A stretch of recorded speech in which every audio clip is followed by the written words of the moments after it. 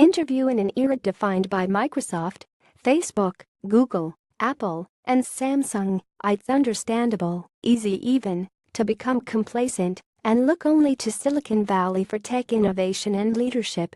Smartphones, touchscreen, mega search, the app economy, if all these things and more didn't come from a handful of US tech firms, they were certainly popularized and monetized by them. With virtual and augmented reality, again it's the usual suspects.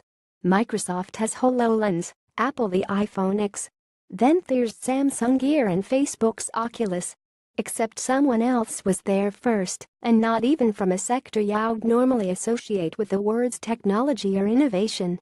It was Detroit carmaker Ford. 20 years ago, automobile design and manufacture used many of the same, slow, analog processes developed at the beginning of the industrial era, bespoke models, hard to create, hard to change, and impossible to simulate.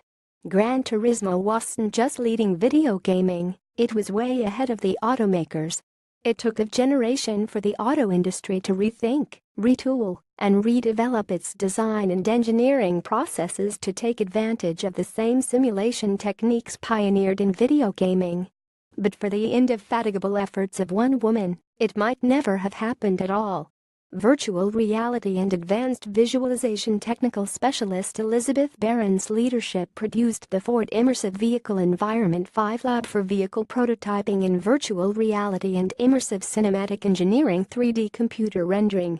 The system today employs an 80-inch, 4K monitor connected to a computer, and the viewer wears a VR headset to explore the vehicle with Autodesk-branded 3D visualization software. 5 has since attracted the interest of NASA and Boeing. Now most automakers tout their virtual design capabilities, but Ford was there a decade ago. With integration across design, engineering, manufacturing, and even marketing, a global company fabricating a complex product finds itself connected, collaborating and glued together by simulation. For her work, Barron received Ford's Drive Heron Gandhi Research and Innovation Award, the carmaker's highest technical accolade. As the inventor of modern automotive emissions control, Gandhi's research helped keep air around a breathable standard in busy cities.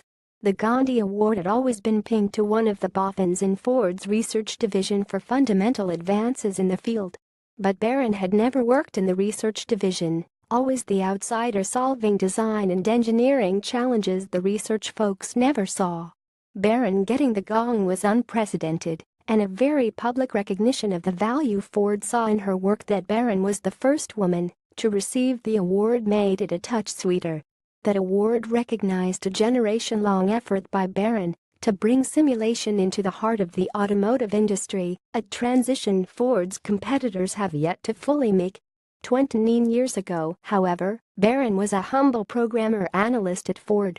She worked on Ford's custom-built CAD system, a bit of big iron, that helped the manufacturer develop the digital vehicle, collating all the data associated with each component. Although useful to the business as a whole, that kind of data collection offered little support or guidance to designers, engineers or manufacturers. Barron sensed that by placing this wealth of data within realistic simulations, Ford could radically transform their entire manufacturing process and began a career migration away from CAD towards real-time simulation. By the mid-1990s, virtual reality had gone mainstream as a concept, though few organizations, Boeing famously at the forefront, made any real use of it. Promising, sure, but table stakes for VR demanded a graphics supercomputer that cost several $100,000. Having spent the last few years structuring the dataset for these digital vehicles, Barron reckoned the next logical step would be to visualize that data, creating a representation of a car from the underlying data. Although a straightforward concept, the road to its realization took the better part of 20 years. Sponsored the joy and pain of buying it, have your say.